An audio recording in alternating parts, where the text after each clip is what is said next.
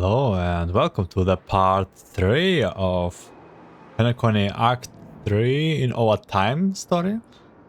We are right now back to Dream something Flux space. The space created from Gallagher, where like the dark side of all the happy golden hour space from the family. And we also just now found out we saw the Watchmaker, and on the side there are some troubles bothering Sunday. They had a speak with Robin, and also the Galaxy Ranger Boothill actually did meet Aeon of the Astral Express, and right now we will see how it progressed there, but let's just continue here with Trailblazer and Gallagher and the crew. Yes. And now, it's up to us to forge ahead. Since he's already carried out his last wish, my final mission is complete. But pardon me if I sound curt. It's good to have determination. The path Mikhail left for you is not an easy one to tread. Why else would he have chosen to sleep in solitude, staking everything on some nameless in the future? But you have the numbers, and in numbers comes strength. So that might just delay your inevitable a little more. Got any more encouraging words? As I see it, relying on Welt's negotiations alone is far from enough. Regardless of whether the other party will be compliant, negotiating simply allows us to meet them as equals and won't grant us an upper hand. Penacony is our rival's home turf, and we already have very few chips left to play with. Rather than idly sit around while the family's got us blocked off, an offensive approach might be a wiser course of action. We're more familiar with the Stellaron's properties than most, and since it's the key to stabilizing the sweet dream, it's vital to the family's interests. By attacking their core interests, they're bound to retaliate hastily. And as the saying goes, haste makes waste. That's right. As long as we pose a threat to the Stellaron, either with words or otherwise, we have a chance at gaining the upper hand. But the problem is, on the eve of the Charmony Festival opening, how exactly are we going to get close to the theater? Family security will be airtight, and if we brute force it, even if we succeed, it's too risky. So, no one's gonna say anything? Then I'll raise my hand. I know the answer to this question. Yeah, by the way, the whole dream space here is actually Stellaron's doing, how we find it out. And March 7 has a answer to all this question. Of course you do. I never doubt you for a second. You of all people. Looks like we have one more ace up on our sleeves. Time to the master stroke. Time for the master stroke. This is the Generous of Lawful line. But let's go with second. Of course you do. I never doubt you for a second. The express crew would have been disbanded long ago if it weren't for me. So, I heard that before the Charmony Festival begins, there'll be a pageant to kick off the festival. It's called the SoulGlad Festivity Auditions, or something, and it's going to be held in the moment of Scorch Sand. As long as we clinch the top spot, we'll be able to attain the title of Festive Superstar, and be able to personally bask in the graces of Miss Robin. Not that that's important. What's crucial is that we can enter the Grand Theater before the audience arrives. So, how do we go about participating in these festivity auditions? I've already procured special invite tickets from Miss Robin's fan club. To tell you the truth, I had been preparing to join the auditions all along, but now it looks like even if I scrape through, I probably still won't have the chance to shake Miss Robin's hand. So they're still running this thing, huh? It was originally just a publicity stunt, set up by Mikhail to drum up attention. But it looks like it might be worth a shot. We'll follow Marge's plan. Mr. Gallagher, will you be joining us? I'm afraid I won't have the time. As a virtual character, I've already completed my final mission. Whether Penacony can awaken from this dream is all down to you. Should we ever cross paths again? I'd love for you to visit the Express. Oh. No, man, I don't want Gallagher to go away right now. All right. I'll have to add to that data bank of yours you've got on the Express. I was so afraid that he would be like the evil guy, but thanks God it's not the case. And Miss Firefly, we thank you for all your support. We're faced with a formidable enemy. As long as the Astral Express and Stellaron Hunter's objectives are aligned, we're willing to cooperate with you. We've already come this far together. I'd like to join you for the rest of your journey on Penacony. I'm pleased that we can finally fight shoulder to shoulder. I couldn't ask for a better ending. This is also the spirit of the Trailblaze. Now, everyone, let's prepare to move out.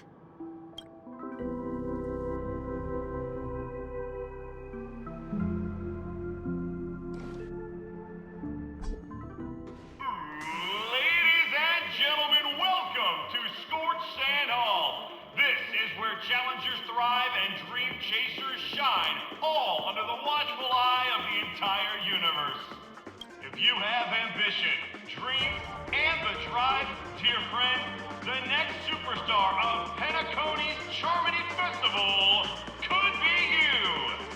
Oh, wow, they've really outdone themselves! Oh, I'm starting to get excited! Let's go, man, music! Behold, here come four friends with spirit high and full of steel. Are you aspiring to be the superstars of the festival? Is he talking about us? Yes, you! There's no doubt about it. I see you have all the potential of a superstar in you. Oh yeah, let's get Galactic Gay Baseball into action. Excuse me, you four. What are you hoping to get out of all this? As the last group of contestants, how confident are you in overcoming all of the challenges? Would you be open to a brief exclusive interview with us? It'll be quick. Your journey is long and fraught with peril, yet under a sky blanketed by banners, you vie for the crown. We are already like a celebrity right now. The sword and rose! Protect the beauty! The beauty! Magnificent and majestic! A knight's head is hard as steel. Brotherland's focus is stubborn as a heel. We don't all have to be winners, but if we don't have fun, we'd all be sinners. People are pouring in. It kinda feels like all sorts of baddies are showing up. Let's get in there quickly and enter the competition. Ladies and gentlemen, please make way. Make way. Coming towards us now is one of Penacony's top 10 wealthiest tycoons and the SoulGlad Business Empire's founder, Mr. Aeon. Allow me to introduce myself. I'm the director of SoulGlad's factory, Aeon Lida. My four friends, introduce yourselves to the audience across the cosmos. Hello, everybody. I'm Himiko, a nameless from the Astral Express, and these are my companions. Don't you guys need to hide your identities? Can't hide it anyways. Penacony is plastered with our posters. And because the Astral Express is so well known, the family won't dare to make any rash moves. And what is sudden change of atmosphere. Hello everyone, I'm Trailblazer and she's March 7. Hello everyone, I'm the Galactic Baseball and she's Say Cheese. Hello everyone, hello everyone. Okay, no. If it's really a good idea to have a talent show in this pivotal moment of our story. Oh, let's go with breaking breaking fourth wall. Is it really a good idea to have a talent show in this pivotal moment of our story?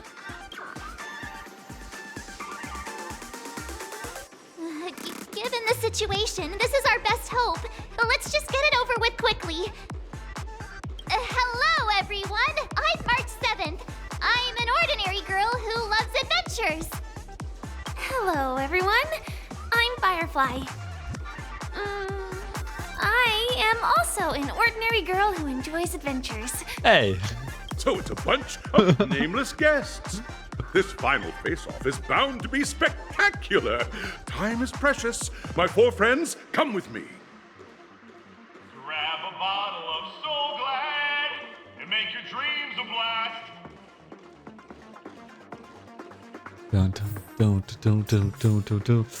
Okay, what is this all about, man? Okay, this dude does look very excited.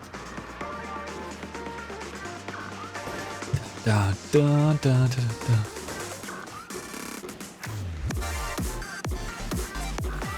Bum, bum, bum, bum, bum, bum.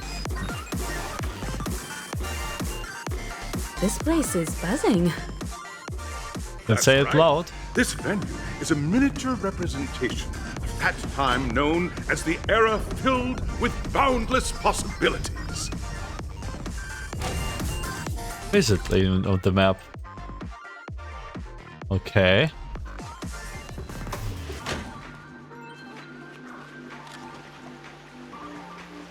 Grab a bottle of SoulGlad and make your dreams a blast. Nameless, your arrival reminds me of the grand occasion when Penacony was first established. I was still a young, bright-eyed lad back then, lured here by the Watchmaker's ads, full of zeal and ready to make my first fortune in life. By the way, look, this is poster with not only Robin but also Sunday. Once, during a particularly grueling day, I passed out and was resuscitated by a drink from Mr. Sousa. That sweet taste has since been etched in my mind, and that was what drove me to create the SoulGlad that we all know and love today. The dream-chasing era was truly a wondrous time. Oh, I miss those days, and the Watchmaker. Scorched Sand Hall is my homage to that time of boundless possibilities. I wholeheartedly hope you make it to the finish and emerge as the next superstars of Penacony. Now then, is there anything you'd like to say before the competition officially begins? Okay, this is definitely from the meme. Nah, we would win. Can we get the ball rolling already? I not got all day. Capiche. The rest assured, we are gonna take an L in this. I can feel it. Okay, nah, we would win.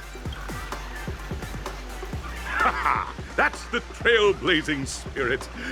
How about you, Miss March? Hello, everyone!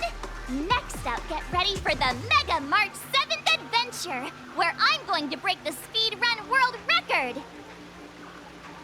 Mega March 7 adventure. Yeah. Trailblazing into the uncharted and challenging the limits. That's Miss March 7th for you. How about Miss Firefly? I hope that by the end of this journey, everyone will have achieved the outcome that they hoped for. And Firefly is so damn sweet. Look at those eyes, man. Ah, a wonderful wish. Miss Himiko, what are you expecting from your team? Safety first, everyone. Yeah, Please, safety first, Simple Seamaker. words, but full of warmth. Waiting for you are 3 stages, each connected to that era.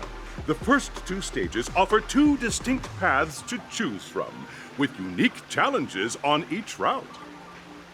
And in the last stage, you will face off against a champion who has defended the title to this very day. A beloved contender whose noble virtues are unrivaled. Those are the rules. Simple. Everyone clear? Now then, I hereby announce that the 33rd Scorched Sand Festival of the 20th season, sponsored by SoulGlad Enterprises, has started.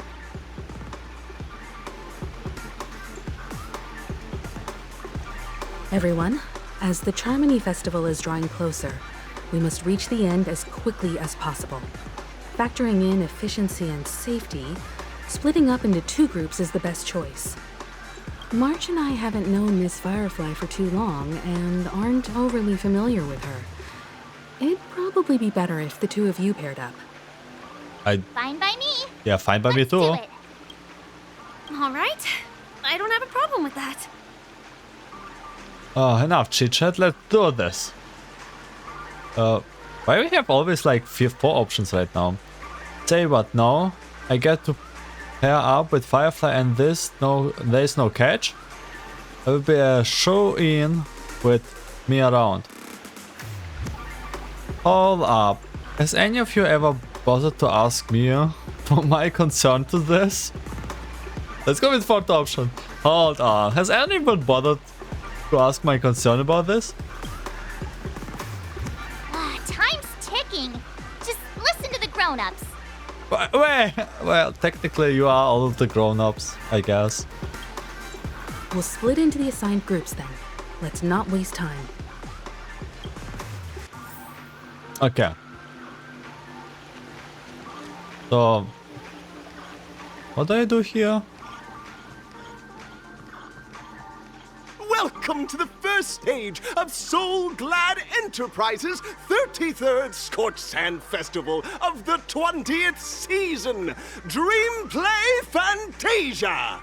In this stage, you can choose between 2 challenges, the School of Acting or School of Action.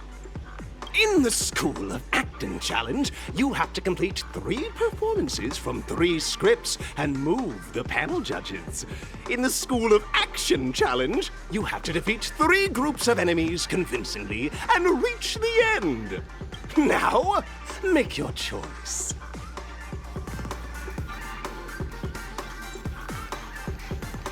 Do we go with puzzle? Like challenge area?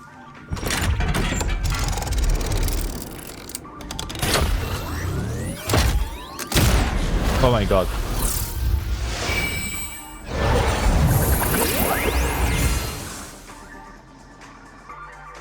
It looked sick. Like the challenge area. Click the button on the track and select the challenge area. I don't know which one this was. Acting? Action. Okay, let's go with acting. I think it's more fun as fighting. The stage of dreams for those who dare to dream. Welcome to the School of Acting stage. Competitors, allow me to introduce the rules of this challenge to you. There are 3 stages up ahead. On each, you will find an outline of a script. These 3 scripts were written by the legendary filmmaker, the Watchmaker, and depict various stories from Penacony's era of pioneering. Your task is to bring those moments to life, find the right words, and act convincingly to make the judges feel the script's intended emotions. Oh, I wish you a successful performance. Also, a bit of trivia. The record score for this stage is held by a participant with fiery red hair. His exceptional performance brought even the strictest judge to tears. It's like he wasn't even acting at all. Hiring red hair. Not Himeka, right? And his. We are running out of time, so let's get this over with quickly. Oh, let's go, guide. I wish you a Successful performance. Yeah, I have to go here. Just take a look at this pair! Such star quality! Since you've come as a pair, I'll prep a two-person scene for you. You two, are you ready? Ready, let's go. Envision that you both, driven by the spirit of exploration, are arriving at the land of dreams that is Penacony for the first time. But instead of lush lands, you find yourselves amidst swirling sands and desolation, far from the paradise the Watchmaker described. Sounds real to me, not like a fiction. You're driving an old clunker through the wilderness of the dreamscape, braving the cold wind, choking on the dust, and suddenly, a fierce memory zone meme blocks your path. Like Sleepy, for example? Now, Mr. Greyhair, what line would you deliver to express your disappointment in Penacony? Oh, great. I love living on the wild side. A bratish picture. Quick, let's run it over. What in the nature's in this hellhole? The Watchmaker is a big fat liar. Let's go with option 1. Great, I love living on the wild side. Wildfire. No, that's not right. You're trying to express disappointment. Why do you sound so chipper? Oh, sorry, Firefly. I mean,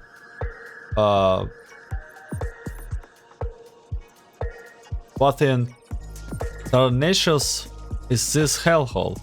The Watchmaker is a big fat liar. Very good. Now, though you're disappointed, your screen partner is conversely very enthusiastic. Now, young lady, you will say... Can we choose for Firefly? This is great! I love living on the wild side! Hey, can we change roles? I wanted to say it. Very good, very intense. And then we cut to the story's next scene. You find a job mending the rails, but the days are long and your endurance can't keep up, and you finally collapse in the endless expanse of desert. Suddenly, sweet rain falls from the sky, wetting your lips and rousing your spirits. Now, Mr. Greyhair, what line will best express your surprise at this moment? Can you please address us as Galactic Baseballer and not Mr. Greyhair? Woo-wee, Penacony. Woo-wee, Penacony. My Penacony, you truly about with opportunities. Just let me die of thirst instead. Perhaps we were never mean to succeed. Okay, we go with the first option. This is like the surprise, right? Woo-wee, Penacony, my Penacony, you truly abound with opportunities. But at this moment, your partner yet gazes into the sky, both her eyes closed. The raindrops fall, blurring her vision, and she tragically says... Perhaps we were never meant to succeed. Right? Fantastic! Both of you have an incredibly solid foundation in dialogue delivery. However, lines aren't everything in a performance. Please continue this story on the second stage. Up next, you'll be challenged with a body language test. I hope these tests won't take too long.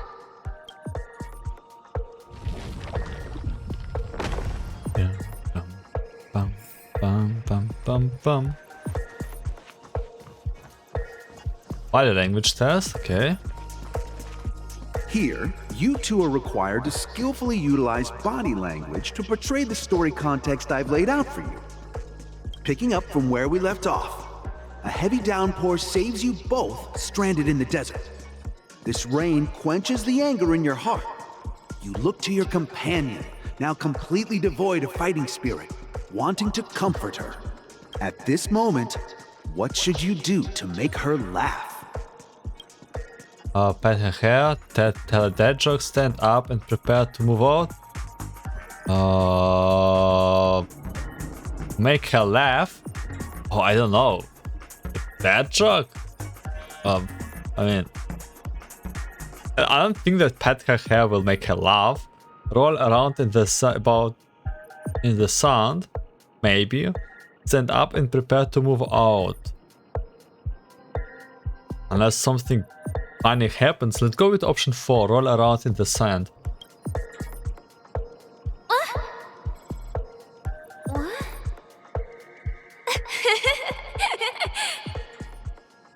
Oh, so sweet.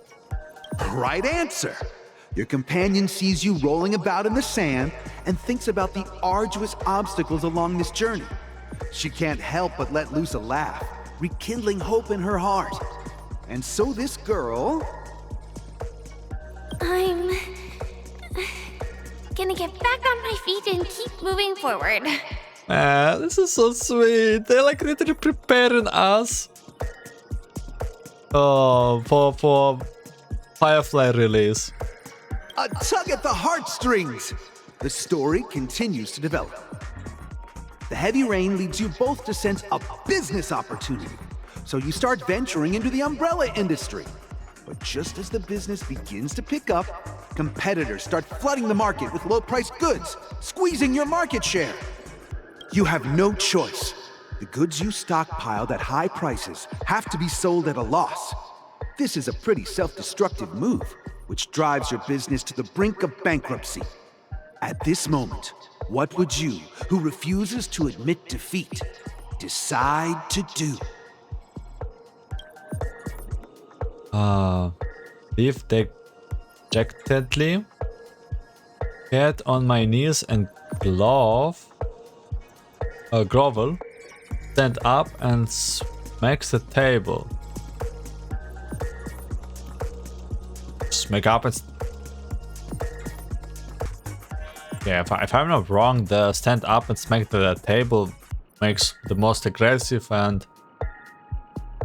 the most aggressive move, right?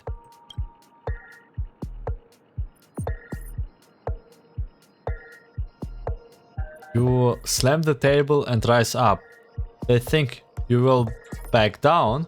Impossible. Dream Chaser can be knocked down, but never knocked out. Fantastic! But it's a pity your friend does not agree.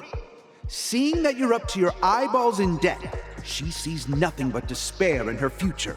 And then... I leave Penacony in utter disappointment. Is that okay? Of course! Absolutely! I was this close to tears. Both of you possess exceptional acting talent.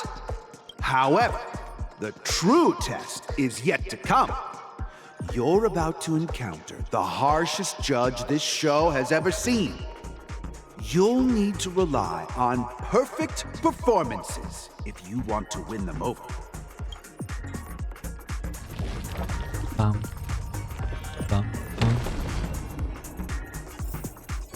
This is like date 2 with Firefly.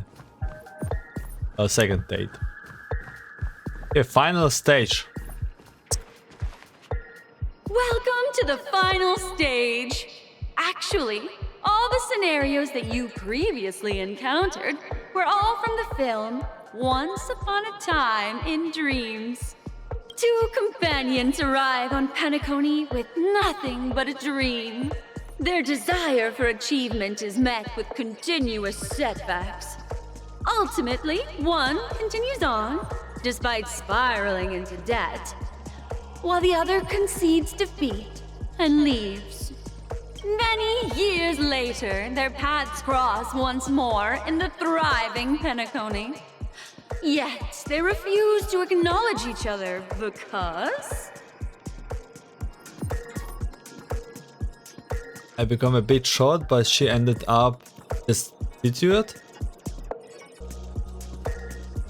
I fell into poverty while she leading a normal life, or I am leading a normal life, but she ended up destitute. Many years pass across the Penacony, yet they refuse to acknowledge each other because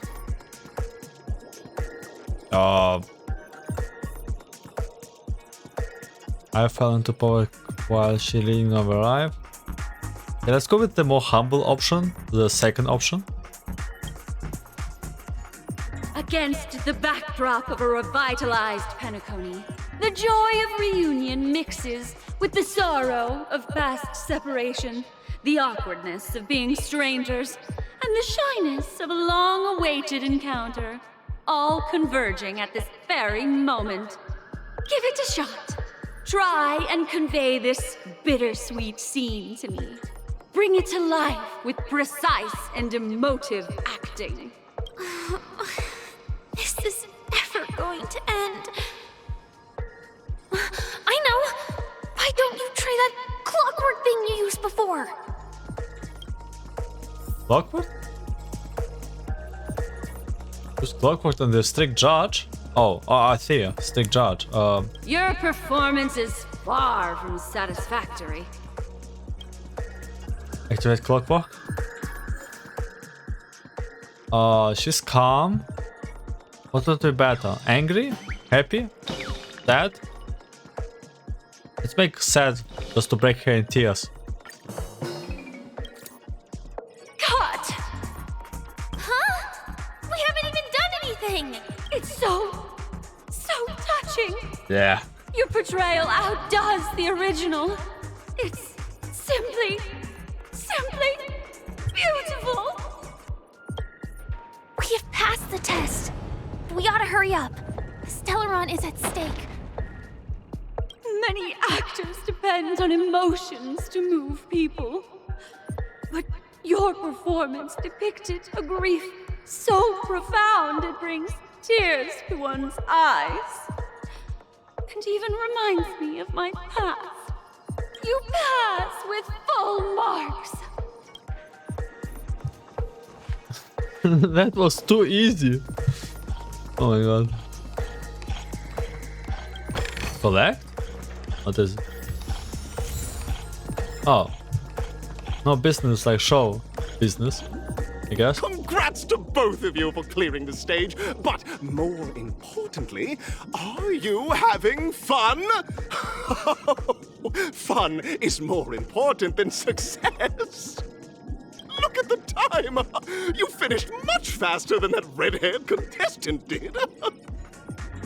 Is it like Himeko on the...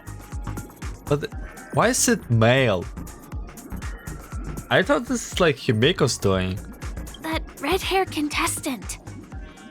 Who is that exactly?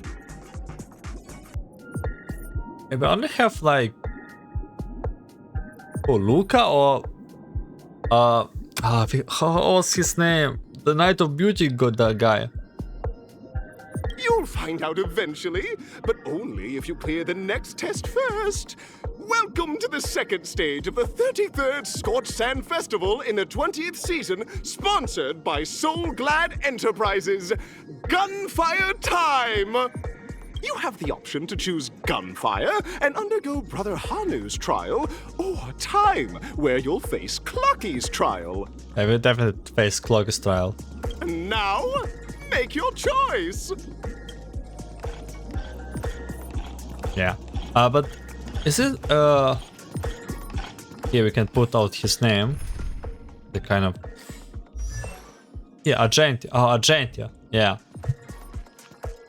Oh, but is really Argentia here in Penacony? Was he moved to Penacony? Oh, I don't remember him.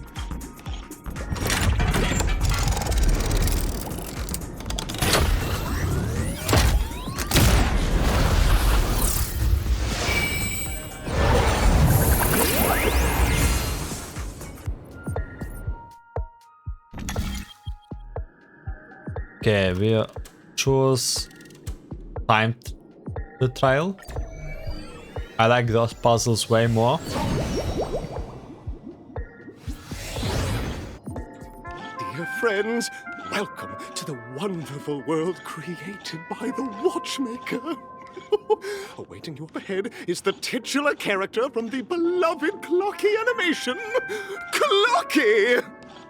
It's said that the Watchmaker dreamed up the idea of Clockie when he was just a boy. Back then, he was merely an apprentice in a clock shop, and one night, he dreamt that all the broken clocks started sprouting arms and legs. Like a skilled pilot, he steered them towards the right path.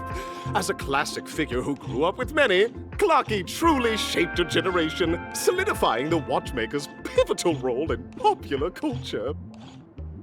Contestants, may you have a wonderful time with Clockie. The trial of time. I hope it won't waste too much of our time. Yeah. So this is like this Clockie of stuff. Let's just do Stream it here. a gleam of old Quickly get the chest.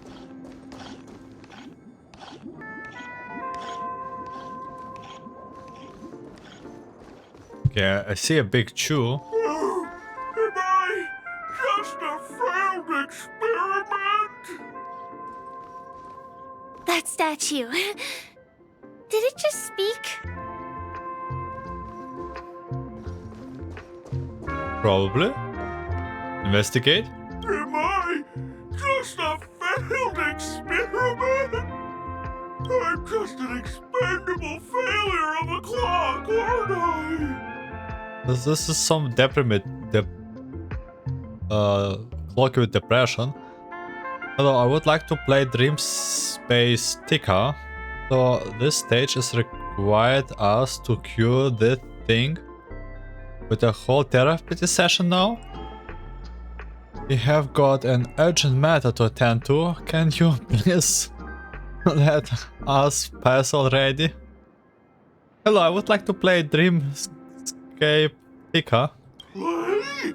So, I'm not just a failed clock, I'm also a failed toy.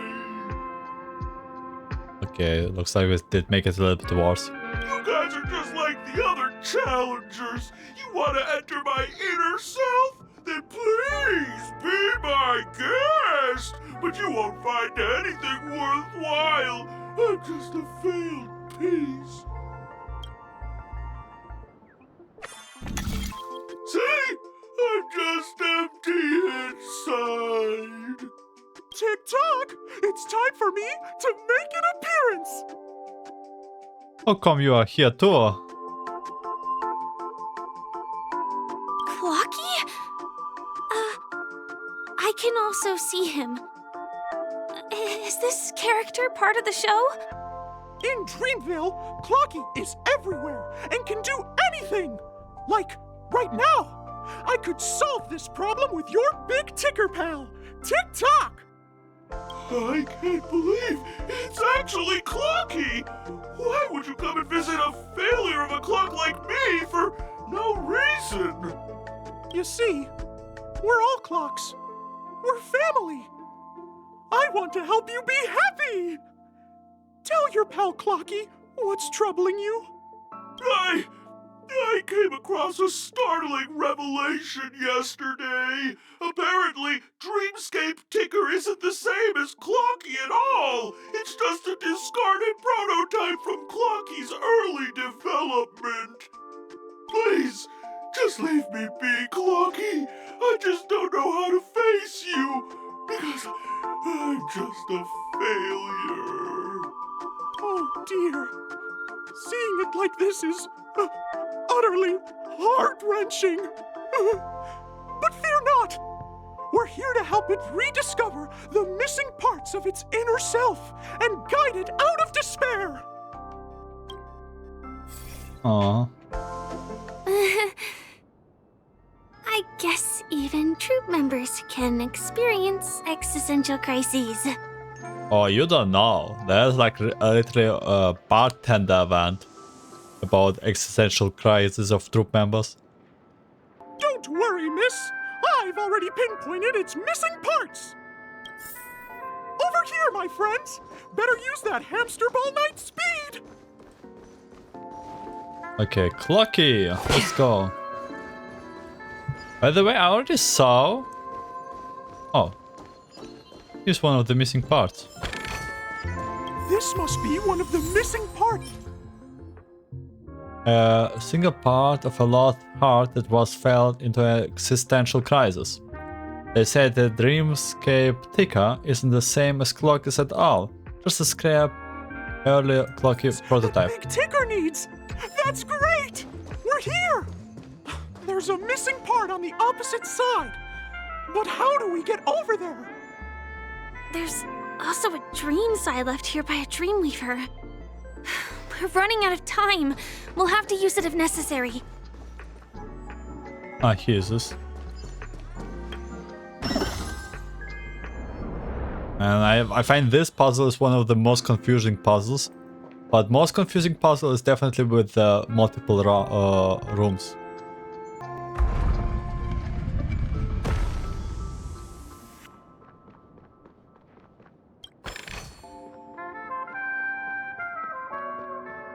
So this is the only move I actually can do. This brings me out of this space.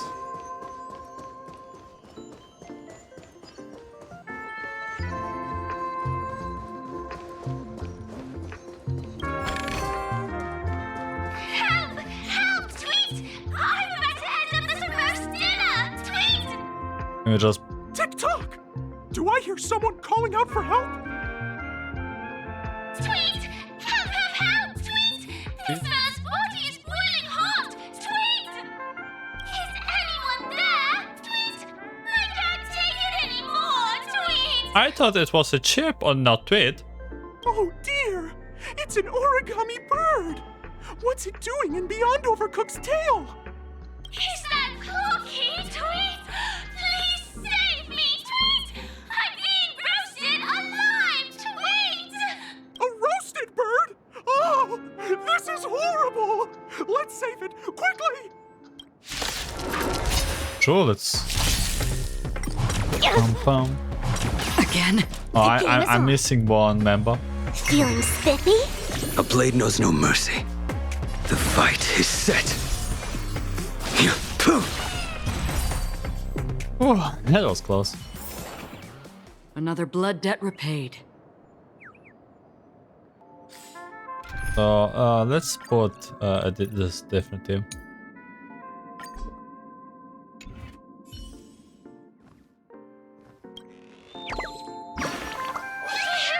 Thank you guys! Tweet! I feel I'm about 70% cooked! Tweet! Thank goodness you're okay! But why did you burrow yourself into that fella's tail? Because that fella stole one of Mr. Big Ticker's pots! Tweet! I wanted Aww. to retrieve it, but I accidentally got myself stuck in the oven! Tweet! Go ahead and get it, but be careful! It's hot! Tweet! Bye bye. Inner self fragment belonging to the Sweet Dreams troupe? This is just too surreal. Okay. Let's go back to the bird thing.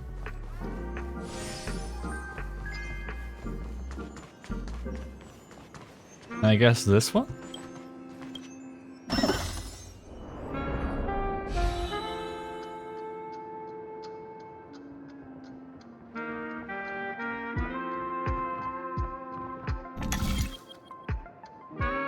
Wait, what?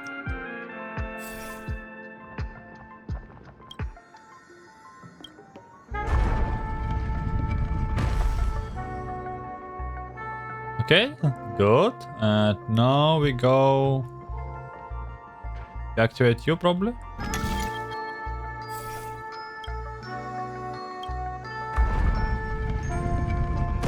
Yeah, looks good. Looks good to me. And rotate one more.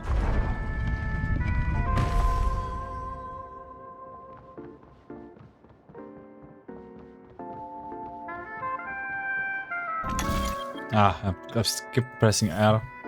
I mean F.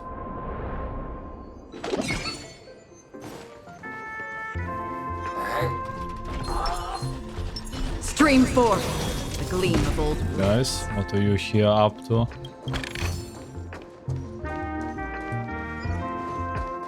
Yeah, this is the last piece. Nothing special here, right? We've gathered all the missing parts. Let's hurry back. We don't want to keep Big Ticker waiting.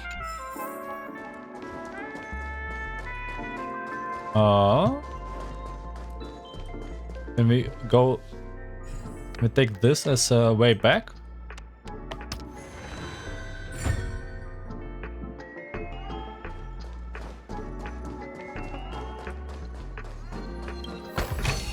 Okay, we can take this way back.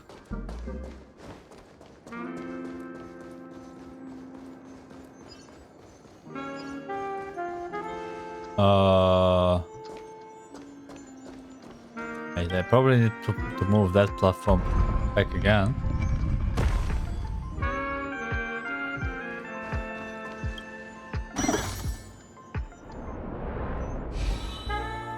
Actually, I could just use teleporter, but whatever.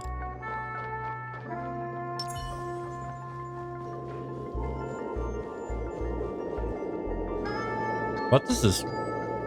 Dark mist.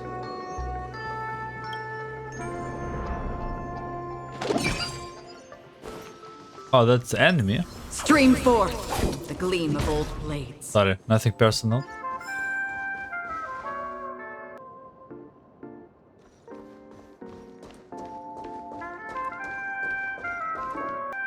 We're back!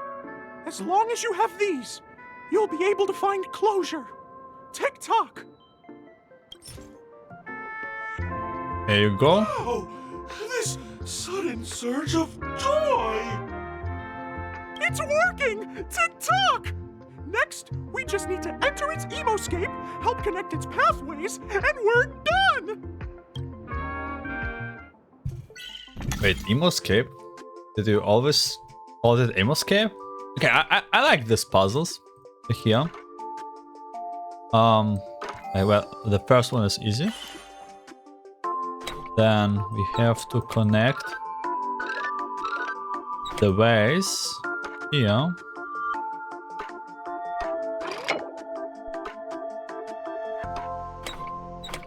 I don't know if this is a connection here.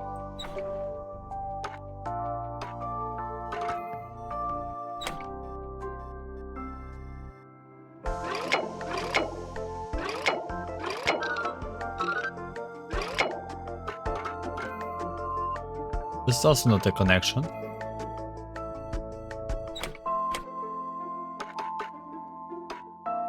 Can we rotate it a little bit? I don't see if this is a connection or not.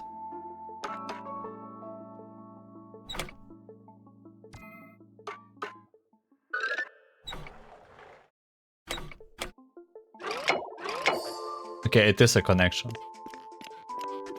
Oh, dear! What's going on in here? Your inner self is a mess! I'm not qualified to be the real Clocky. Just give up, Clocky. No, we don't give up. No! This is unacceptable! You have to face your fears! Yes. Oh, scientists, come down to this.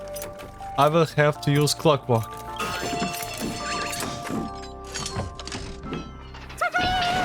Success! Nice. Okay. So this, and this.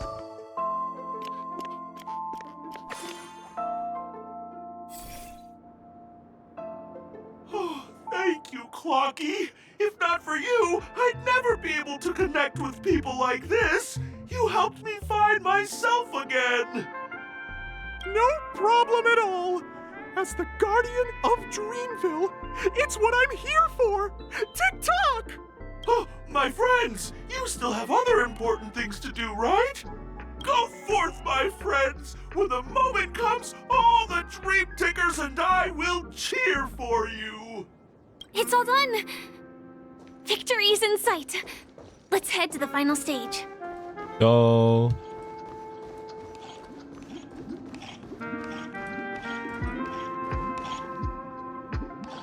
Congratulations to both of you! Oh, you've overcome all obstacles and proven yourselves! But, unfortunately, there is only one who can be Penacony's festive superstar. Oh no, we did it as a team. Come on, don't be like this. In the final stage, you will face the defending champion. If you fail, you will lose the opportunity to become the festive superstar. Yeah, but we can, like, both of us can win, right? Welcome to the 33rd Scorched Sand Festival's third stage in the 20th season, sponsored by SoulGlad Enterprises' Superstar Showdown.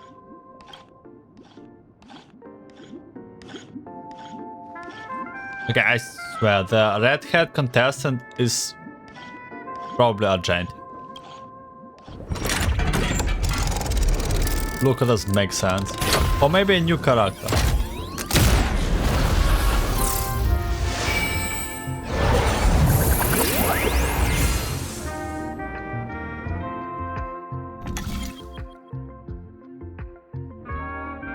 I bet it will be really funny if it's actually Argentia. Arena 1 or Arena 2? Let's go with 1.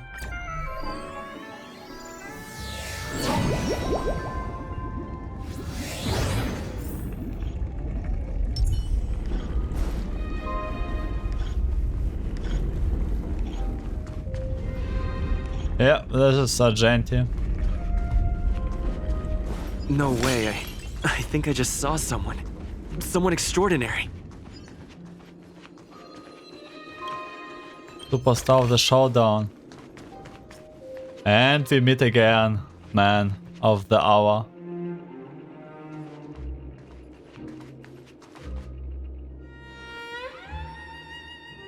Please wait, handsome gentleman, beautiful miss. I don't know why it's not voiced. Aww.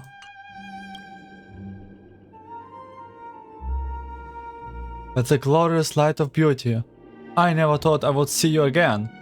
In such turbulent times, your kind face are a surprising gentle breeze, brightening solace to my scarlet hair heart. Why it's not voiced? Are you a knight of beauty? I need to look into it. Okay, I just saw, and this is actually true, the missing lines because of I don't know what happened to. I don't want to really say everything.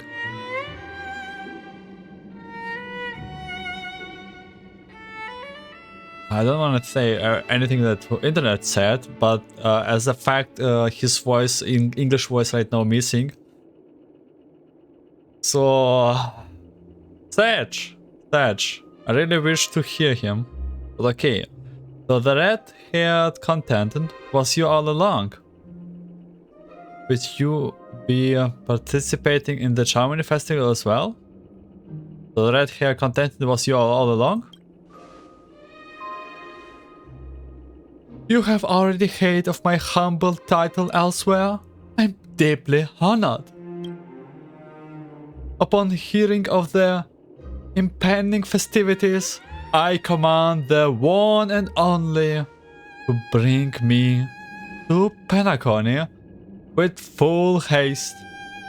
Alas, in a cosmos unguarded by the beauty, disorder prevails, thus my passage was delayed by tending to the sick and injured. Fortunately, the mini-rabbit mech pilot, stray-cat duelist, galactic ninja, and quad-drive Intellitron, along with 32 other souls in distress, all emerged from their predicament safe and sound. What did you came after, Argenti? Man, can we just have a Argenti POV story for one time? I then led them all here to reveal in the harmony with the countless other splendid beings. Is it the beauty? It's dazzling. You're quite the sailor, aren't you? I'm busy saving the world. Could you please make a way? No, you're quite a saver, aren't you? I do not deserve such price. Unfortunately, that Daijik APT ambassador was Radiant's marches, that of a beauty peacock remains in a awful state. Oh, I wish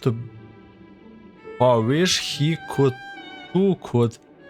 partake in this splendid occasion. He's talking about adventuring. Okay, let's go back to business. Since fate has brought us together, it stands no reason that you both take the accolade of the audition victor. Correct? Though upon arrival, I was once mistaken for a towering, silvered armored figurative with fiery red flames. Due to my lack of eloquence, it mattered not, for all those trials stem from the land of dreams beauty. What matters is that I now stand before you. Our paths have crossed. I, a gentry of Knights of Beauty, am humbly requesting for battle in the name of the Court of Cavalry with you both.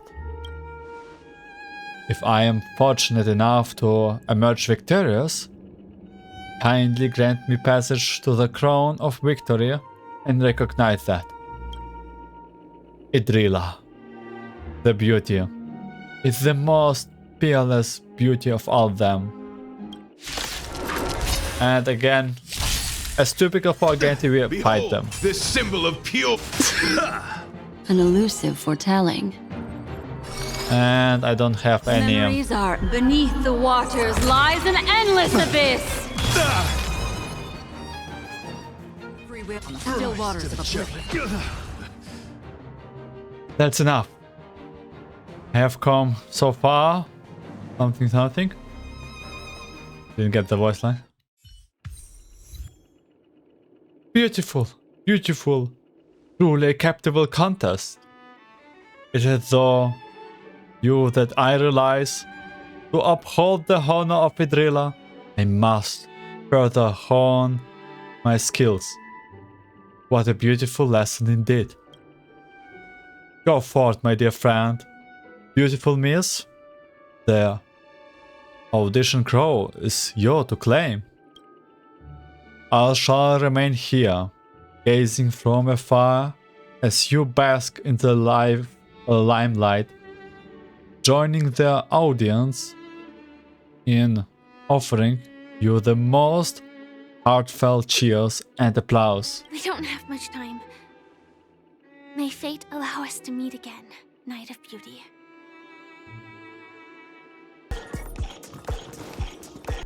You know what? Maybe he has genius voice. さあ言ってください。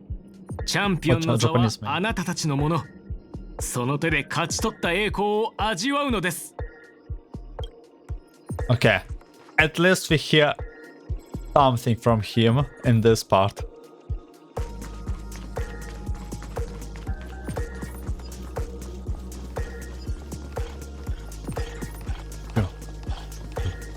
Okay, final stage. Oh, I mean, we won.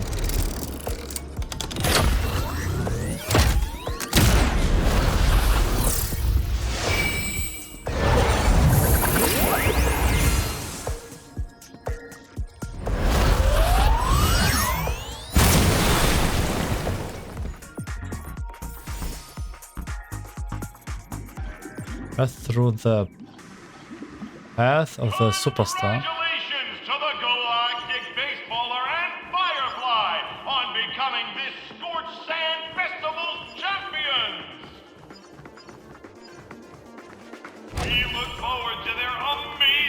entrants in the Charmony Festival.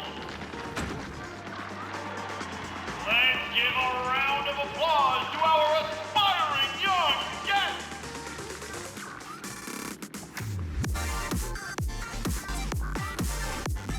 Why do I feel a little bit nervous?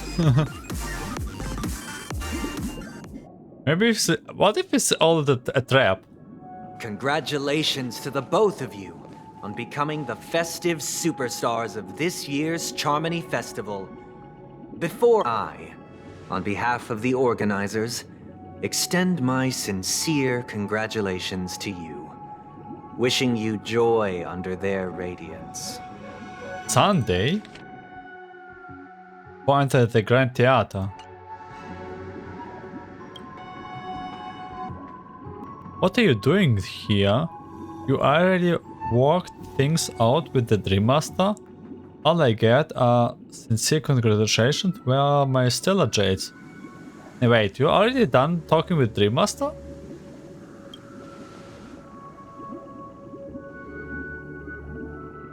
As previously promised, my sister, Mr. Yang, and I have met with the Dream Master.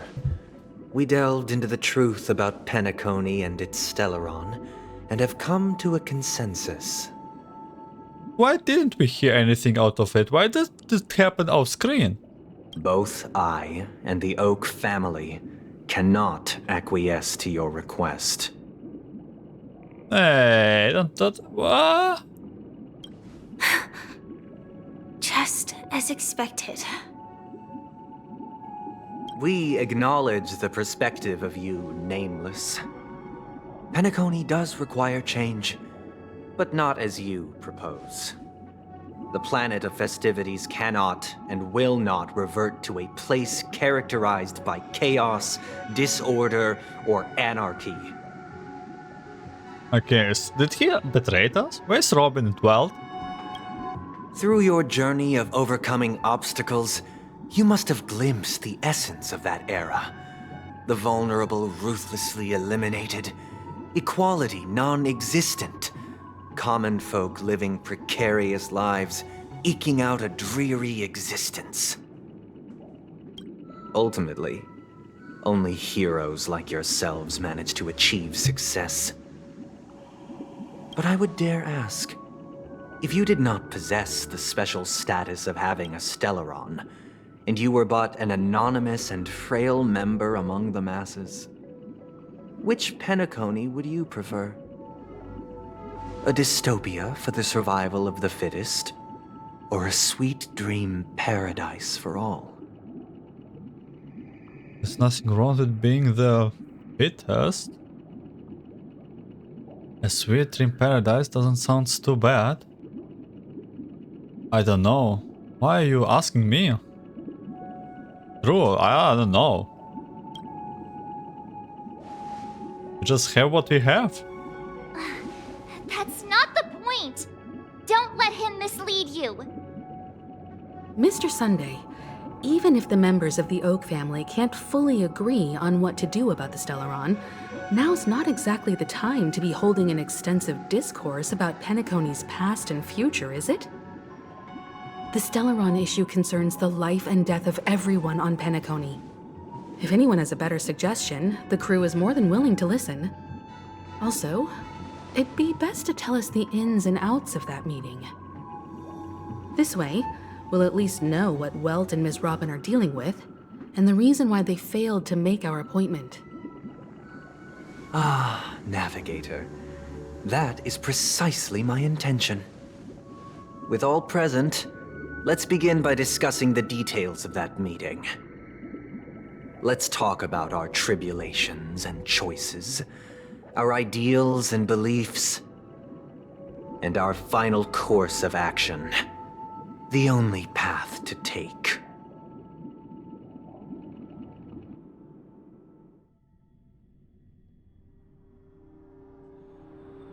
A while ago. You mean to say that for the longest time, there have been scoundrels who would use the Charmony Festival that I have bequeathed to the masses as a tool to realize their ambition?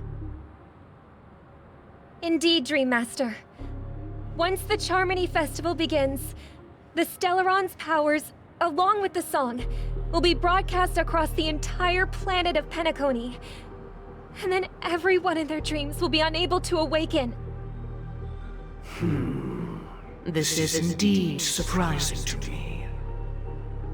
The dreamscape is maintained by the collective effort of the 5 families. If someone were to use the Charmony Festival to recklessly disseminate the power of the Stellaron, this individual must hold a position of great authority. Do you have any suspects? I'd like to ask, did you really not know of the Stellaron's existence? I would have never thought that this nameless would point the spear at me. Quite astonishing indeed. If I have offended, the Astral Express extends its sincere apologies. But the current circumstances are dire and leave no room for meticulous inquiry. We're doing this out of concern for the dreamscape's safety. So, if you could, please alleviate our concerns. Dream Master, it's just to prove that the Charmony Festival has nothing to do with the Stellaron. If we're being overly cautious, I will return to the stage to offer tribute in song, just per the arrangement. Why is Dream Master so clueless? Doesn't look like he's acting. Sunday, Robin. I've watched you two grow up and know your dispositions like the back of my hand.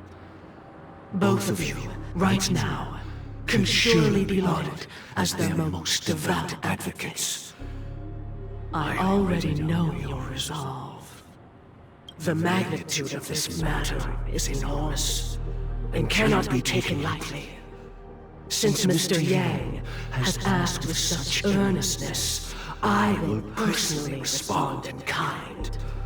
If there is a need, the entire Oak family will be mobilized to heed your call. Someday, might I ask you to beseech them to cast their light unto me, and question me in their stead, so that no lies may be concealed? Why is Sunday so happy? I will do as you command. Robin, could I entrust you to be present as a witness, to document the truth, and to proclaim my innocence, so that all slander may be utterly dispelled? I will do as you command. May thy will be carried out on earth, just as it is in the heavens. Oh, triple-faced soul, please sear his tongue and palms with a hot iron, so that he will not be able to fabricate lies and make false vows. Let us begin. There is nothing else to prepare. Understood. Question. Have you devoted your life to your god, never worshipping other gods? Naturally. Do you love your god as you do yourself? Always heeding their admonishments? The same stuff, by the way, that he used on Avenger. Naturally. Have you strayed from the path expected by your god, betraying their name? Never. Have you ever been inordinate with your asks of your god, coveting more than the foundation of the creation itself? Never. Then, a final question. Do you swear to fulfill all vows, past, present, and future? With the Aeon as my witness, if I do not deliver on my words, or if I renege on my vows, may I be cursed in accordance with divine law. They have seen your faith, and have endorsed your faith. With this, it can be evidenced. Just a moment. Oh, Welt. Let's go, Welt. Saves the day. What is it, Mr. Yang? I have another question I hope to have answered. To my understanding, the family's harmony and prosperity have never relied on so-called divine laws. The god you both mentioned, are they truly Shipe? Mr. Yang should know that those belonging to the family toil together as if they were kin, embracing solidarity and unity under their light. All duplicity is laid bare before the harmony. Such a delicate and complex symphony. Which other god could perfectly harmonize this if not for the Great One, Shipe? Perfectly harmonize. Therein lies the problem. It isn't an outsider lurking in the shadows who changed the harmony, but a dissonance that has surreptitiously emerged from within this very symphony itself. Sonnets?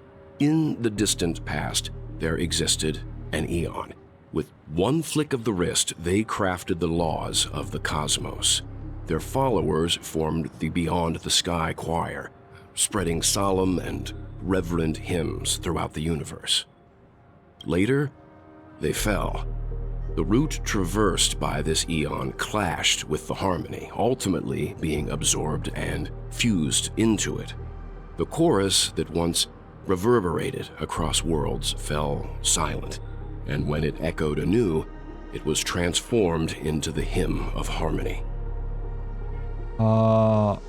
Like, I forgot the story behind it, but it was like harmony. There's some Aeon that was very close to harmony, but got absorbed by harmony, right? Though an Aeon may perish, paths with no masters still linger. In the all-forgiving harmony, echoes of bygone dissonance may subtly arise. Yeah, so the wild things is that there are some people that believe in what harmony, what the past Aeon also believed. Like order or equality, one of those Aeons. And they don't have an Aeon anymore. But they probably disagree with harmony and want their Aeon to go back. Mr. Yang, being overly astute can be a detriment. Especially when you find yourself alone and without allies. Uh-oh. Oh. Well done. You cracked the puzzle. So this is how it is. For the sake of our grand cause, Sunday, please afford these two an opportunity to rest. Oh no. What?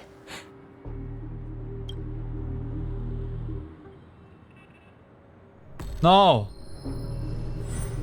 No. No. Sorry, Robin. It's just you. I did not wish for you to know this. It's a pity that things have turned out this way. Come on! Please!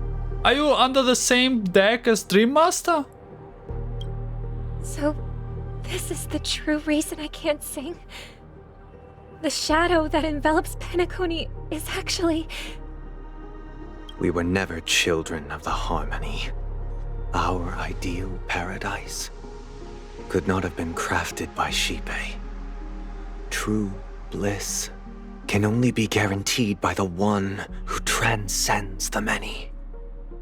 Within the foundation of law, humanity establishes civilization, and through harmony, we obtain order. Okay, so they are actually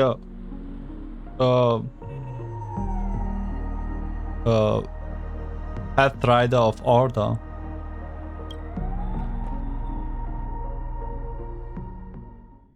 Oh. Unbelievable. To think that there would be remnants of the Order on Penacony. What have you done with Mr. Yang and Miss Robin? Don't worry. I just gave them some time alone to ponder their fates. You will get such a slap in the face, you know, Sunday. You should know that these actions make you an enemy of the Astral Express. Definitely. Should we need to stand against the Nameless, it would only be myself and the Oak family involved. But we haven't reached that point yet, have we?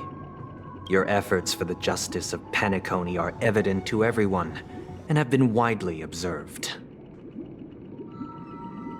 You want to talk terms with us? Stop beating around the bush and get to the point. Give Mr. Yang back to us now. Oh, I intend to. But that hinges on the outcome of this negotiation. If it is the Order that drove you to imprison Welt and Robin, and you're using them to coerce our compliance, then there'll be no point in entertaining any type of discussion. You're mistaken, Miss Himiko. They are in very safe hands, and just as the family has always proclaimed, no one can be harmed in the dreamscape, least of all in the beautiful new world belonging to the Order. Penacony and the entire universe have witnessed far too much innocent bloodshed. The strong wield their blades against the weak, and the victors push the vanquished to the brink of life. Natural selection. The world abides by this principle, establishing the well-being of humanity atop the corpses of the downtrodden. Only we, or rather, I, possess the power to put an end to this farce. So you've decided to resurrect a dead Aeon? No one's ever done such a thing. Yeah, and even if you resurrect a dead Aeon, it will still absorbed by the harmony. If Miss Himiko is interested, let's draw back the veil and speak candidly. I've always firmly believed that people can understand one another through peaceful means. I'm willing to divulge the unembellished truth as to the intentions of the Order's Pathstriders, so that you will make better judgment for the Astral Express, for Penacony, and for this stretch of the universe. Words can hardly do justice to the beauty of that ideal. So, come with me, everyone. Let us retrace our steps and see once again where this road leads. Huh? Where'd he go? Welcome. This isn't any location in Penacony's dreamscape. It's my inner world. The reason the scenery before you remains unchanged is because your consciousness has drawn on similar concepts to fill in the gaps. You have imprisoned us? Who in their right mind would explore their inner self like this? That means... Did you do the same to Welt? It's a tuning process. Stronger in effect and more draining on the mind. The gray-haired guest has experienced it before, so he should understand what it entails. Tuning allows you to intuitively grasp my feelings, which also means that I cannot hide anything from you. Now, everyone, please look at the huge screen. The road we once took begins here. From this point on, you will witness the numerous decisions I've faced. I've selected a portion of these to share with you. Okay, it's time for therapy lesson from Sunday, for Sunday. I believe after going through similar predicaments, you'll be able to better understand my thoughts. Let's begin. The first decision. A story about a baby bird. This story happened when Robin and I were very young.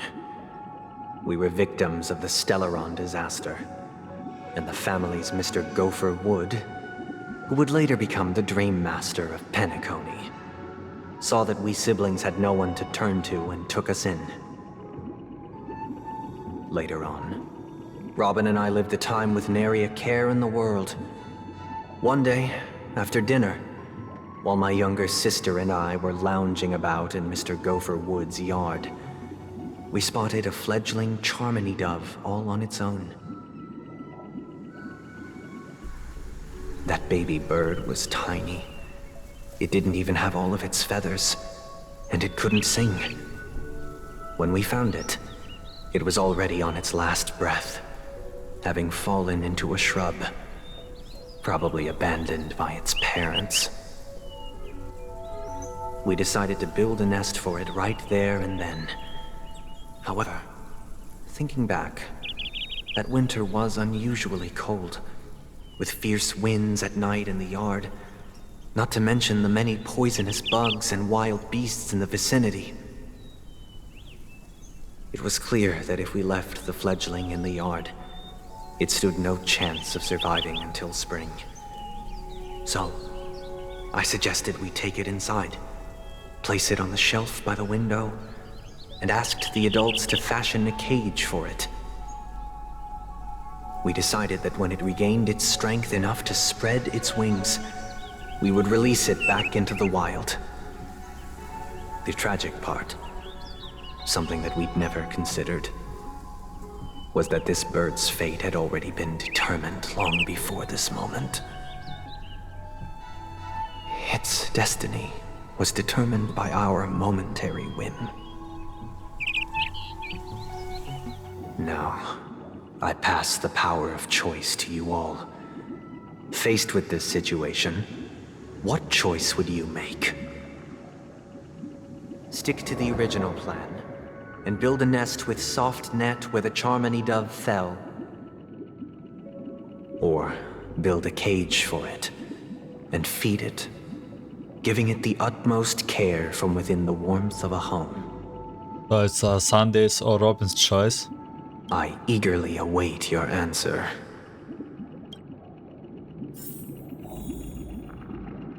Talk with the others. It looks like he really has no intention of imprisoning us. If it's just a quiz, I suppose it's fine to humor him. Back to the question. I would personally choose to build the little Charmony dove a cage. Yeah.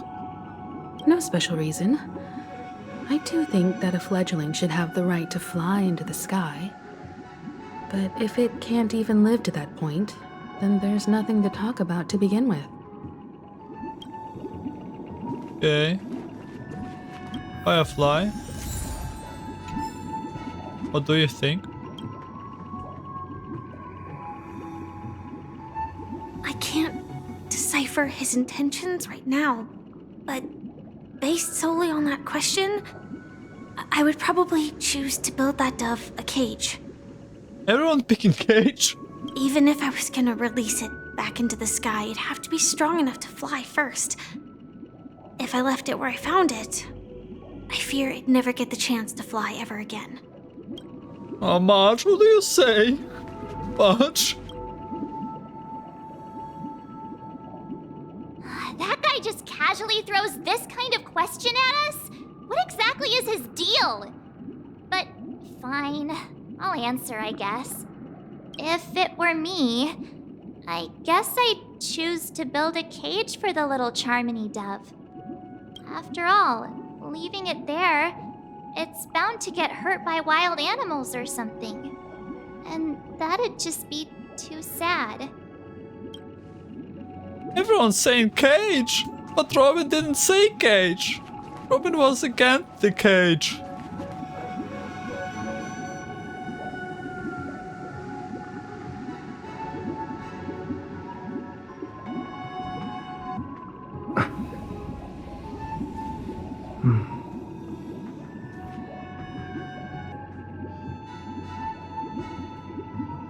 I too also want to build a cage. This answer It's like a safe answer for one, without taking too much of responsibility of the bird itself. Because if something happened to a bird, we will feel ourselves like very bad. And if we found the bird and we find the bird responsible for, we don't wanna see that anything happened to the bird. Like to our children or something like this. But at the same time, we know that in the story the bird did fall.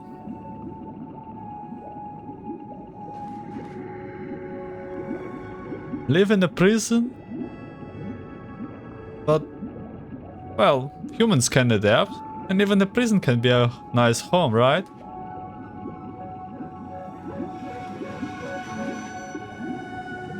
Or live by the nature. And understand that nature is kind of cruel too. Probably have to go with Robin's answer.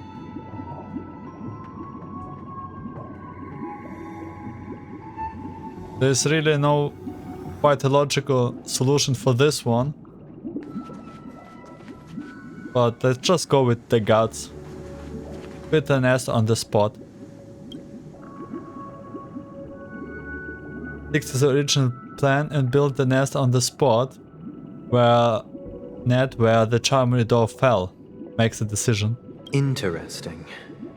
Since you've made up your mind, allow me to reveal what fate this choice will bring to the fledgling. From what I've observed, there are at least 3 predators in that yard that prey on small birds. The Vossicle Scorpion, Asdana Wolverine, and the Huntington Winged Snake. Even if they shy away from humans, these animals are still near apex predators in a fenced location like a yard. In such a location, only one fate awaits that little Charmony dove. A painful death. As for the choice you made, I am deeply sorry. Now, let us advance to the second decision. This time, it's the story of a dream chaser. This story happened when I was appointed as Bronze Melodia, a position exclusive to the Oak family, charged with listening to the problems and vexations of Dreamscape residents, and providing them with the relevant guidance. It was during that period that I had the opportunity to hear voices from all corners of the Dreamscape. Joy, sorrow, arrogance, regret. The complex tapestry of human nature that formed the world. And I was fortunate to catch a glimpse of it. He was a dream chaser, and an illegal stowaway. Just like the rest of them, he came to Penacony in search of a better life, except that, to most people, the price he paid, I suppose you could say it was everything. He told me, I sold everything I could at home. The house, the land, even his 2 children. He said he could not afford to raise them, and that at least they could eat if they lived as slaves. He had a plan in place. He would buy back his children once he had made his fortune, and enjoy Penacony's beautiful dream with them. Alas, his plan to smuggle himself was somewhat clumsy, and he was sniffed out by those pig-headed hounds. After hearing the Dream Chaser's story, I immediately appealed to the Bloodhound family to cease their pursuit. That way, at least he could live peacefully. But I was still too naive to the ways of the world. I did not anticipate that what I thought was a kind gesture would later lead to dire consequences. I'll tell you the outcome soon. For now, I'd like you all to make a choice. Will you do as I did and try to convince the Bloodhound family to stop their pursuit so that the Dream Chaser may live peacefully and realize his wishes? Or will you remain silent, leaving him to languish while the hounds are hot on his heels until his inevitable judgment arrives? I look forward to everyone's decisions. Who knows? Perhaps they might even alter the outcome of this tragedy. Oh, I don't know.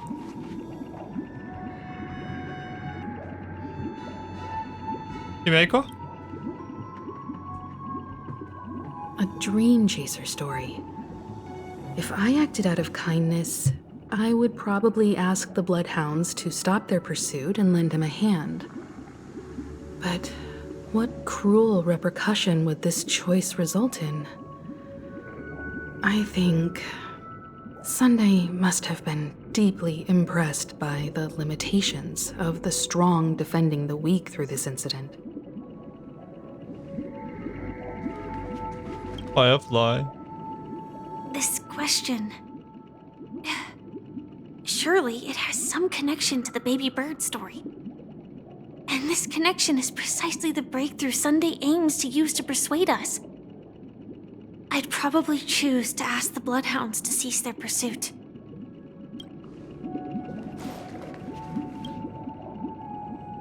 It seems illegal stowaways are really quite common on Penacony.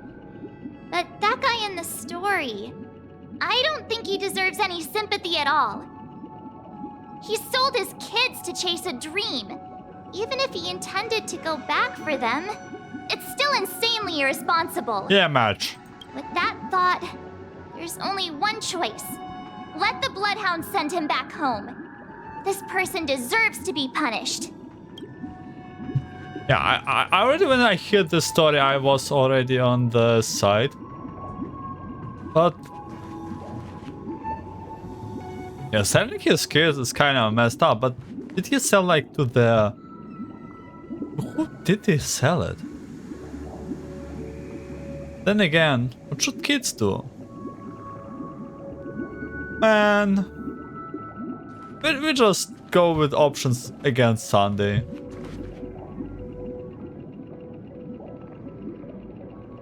Wait, no, not convinced. Here, remain silent and enforce the law. Let's do it. Yeah, remain silent, leaving him to languish while the hounds are hot on his heels until his inevitable judgment arrives. Make the decision. It seems you, like me, are pondering whether a different choice could have led to a better outcome. Sadly, his fate would only be more tragic. Say he never gets caught. He would only die from delirium. The methods with which illegal stowaways enter dreams are unorthodox, not flawless like the hotels. Living in the dreamscape would be a mere pipe dream. Should he be apprehended? Could the hounds afford to turn a blind eye? The answer is a definitive no. They couldn't bear the resulting consequences, and thus wouldn't dare extend a helping hand. As to your choice, I once again offer my heartfelt apologies. Next comes the third and final decision. Okay, let's bring it on. This time is my own. This story happened the day I was appointed the Oak family head. At that time, Mr. Gopherwood was the current Dream Master, and as per his wish, we had a private conversation. What surprised me was that the Dream Master had only come to deliver a letter to me.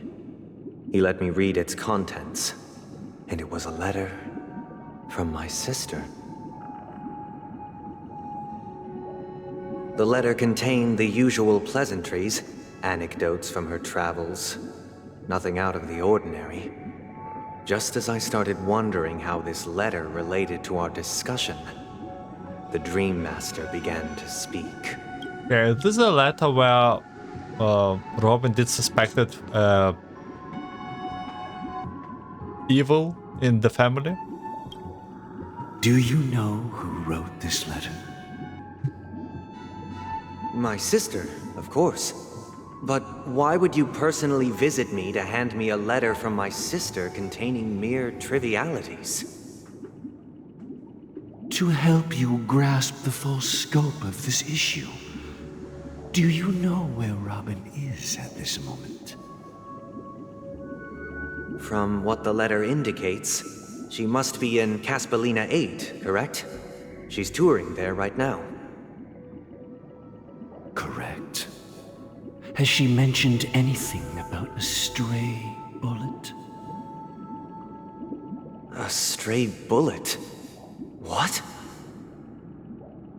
A war has broken out on that planet. It is because of this very reason that Robin chose this destination. To spread the word of the Harmony. And to save the lives of that planet. She personally made for the front lines. She hoped to ease the people's suffering with song, and was willing to brave mortal danger to deliver the IPC's medical supplies. Unfortunately, stray bullets show no such compassion. Oh, what? Wait. Is she alright? If the operation was successful, she should probably be recovering in the field hospital. By the Aeon above, the bullet struck her neck directly, yet possibly as a reward for her consistent deeds of harmony. It didn't hit any vital arteries. Once you've attended to your outstanding tasks, it'd be advisable to write her back as soon as possible.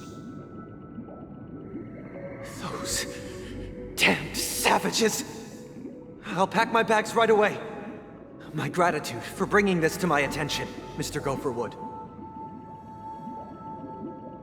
Now you understand why she always wears such elaborate neck ornaments, don't you? How could this happen?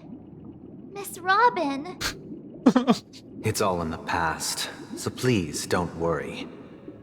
I share this in the meager hope that you will understand the Harmony's limitations and predicament.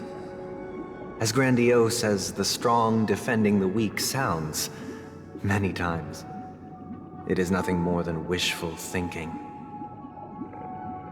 Likewise, I've prepared one last question, one last choice. But rest assured, this choice will not have any grave consequences. Because this is merely a figment of imagination, a nightmare that has haunted me through countless nights. If you ever had the opportunity to make a choice like I did, would you still support Robin's journey on the path of harmony?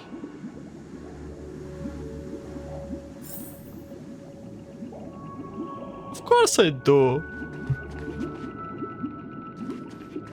It's her choice, not ours to make, right? We'll maybe say like it's dumb or something, but I will never stop.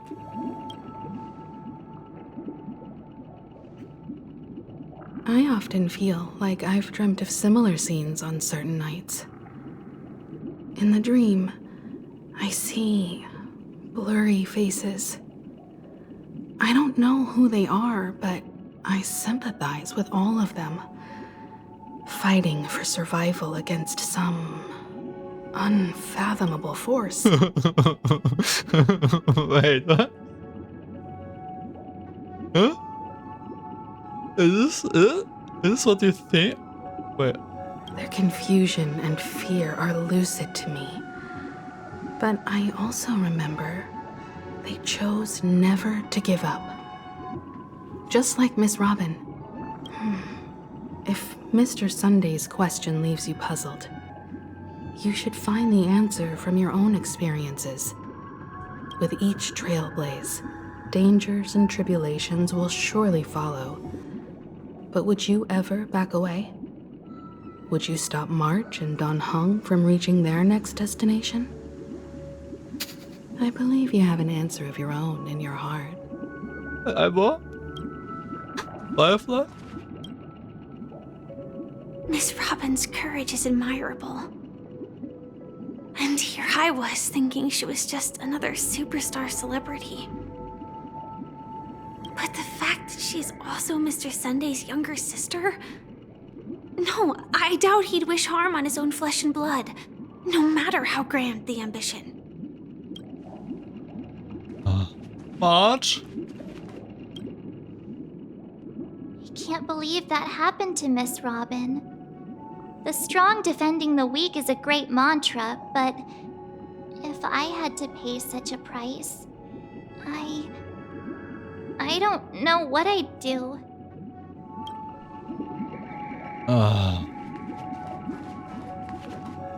Well, support Robin. And don't let her go this journey alone. Just to support Rob. You make this choice, you make this decision. I see.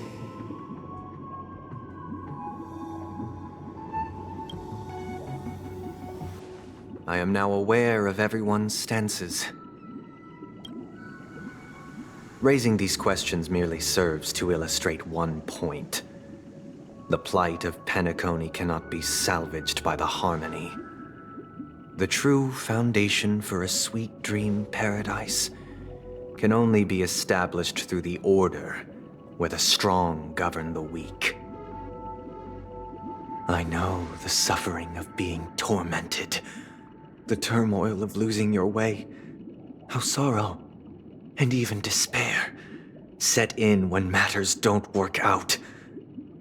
All of this causes me unending pain, because this is not what happiness is at all. We must teach the weak how to live a happy life, and this life isn't some noble propriety that the upper crust preaches, but in definitive terms, a way of survival that belongs to everyone. So what is your definition of living a happy life? Good question. Human consciousness is fundamentally an illusion, a cage known as self-worth. People lured in by this illusion make mistakes, yet still ask that external influences bear the burden. When one mistake after the next permeates the masses, they become impossible to trace. Thus, the amassing of these individual cages culminate to form a prison, a place dictated only by the rule of survival of the fittest. Nature is always accompanied by predation and sacrifice. Its antithesis is known as order. That is what I want to do. Unite people's happiness under the banner of order. They won't need to make bitter choices any longer, nor face the weaknesses of humanity. They can cast aside their primal instincts to build a haven for mankind. Simply describing thoughts is far too abstract, so allow me to provide a simple example. As you all may know, there are societal norms like weekends and long weekends that exist on some worlds. During these hard-earned rest days, people are given the chance to extricate themselves from the stresses of everyday life, allowing a certain tranquility to return to their souls. And it is only on these days that people do not have to adhere to the law where the strong prey on the weak. They can live out their lives happily during these brief intermissions. It's just a pity that 2 or 3 days are still too fleeting compared to the span of a lifetime. From where I stand, society's ideal system should be 7 rest days. Following Sunday, there should ensue a second, a third, and indeed an infinite procession of Sundays. This should be the face of the new world. Idyllic, eternal, peaceful days. Why is your name, is this why your name Sundays? And thus, every person can return to their base selves in this utopia. Some gaze in reverence at the stars, pouring their whole beings into calculating the distance between us and the isolated world of Pagana. Meanwhile, some seek refuge in quiet corners, holding one another, unencumbered by the chains of unwelcome obligations. There would be no need to bear the hardships of reality. Only in this way can humanity face the inevitable end with the purest of spirit, living a life of dignity. This is what it is to live in bliss. Miss Firefly, you who are stricken with entropy loss syndrome, you of all would surely understand this.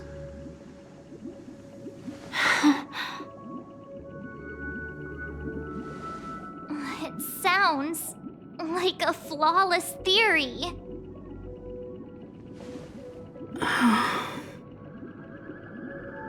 But what is the price to attain all this? The cost is minute, merely a personal and eternal sacrifice. If this paradise is to be maintained for everyone, someone must remain trapped in solitary wakening until the end of the cosmos. Wakening. Which means that this so-called paradise is still a dream. Stepping into this paradise means forsaking reality, correct? It is not forsaking, but transcending. Flesh, blood, sorrow, weakness. If the physical is the root of spiritual suffering, it is only logical that we defeat it. But in this supposed bliss, people won't have defeated their demons. The chance to overcome their tribulations would be forever lost to them. In other words, it is an escape. That's another way of understanding it. But there is no shame in escape. On the contrary, the seeds of escape exist in everyone's hearts. Don't you agree, Miss Firefly? And as to why we sleep, it is because we are afraid to awaken from our dreams. That's his line. But this is not in conflict with the grand plan. Only in acknowledging this can we truly understand the frailty of human nature, and from there, show compassion and protection.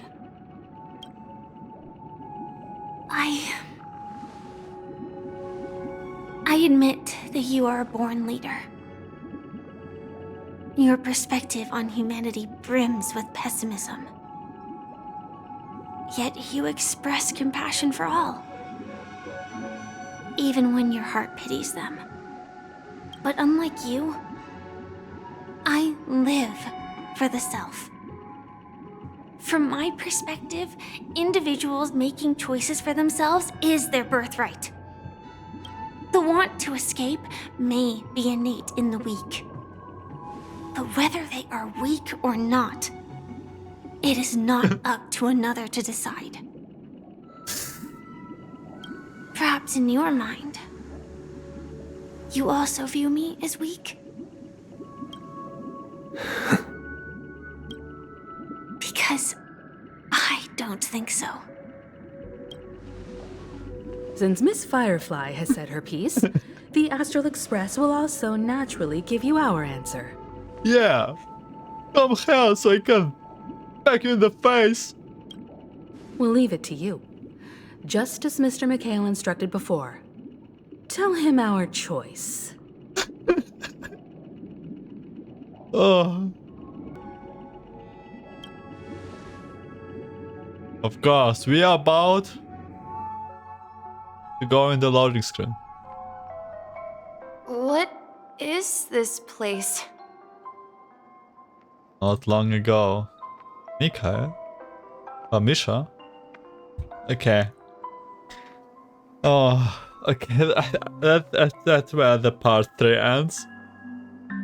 It looks like we are back to Misha with his keyhole eyes, which has probably right now, if I think about it, nothing to do with Stellaron, because Watchmaker's legacy is something else.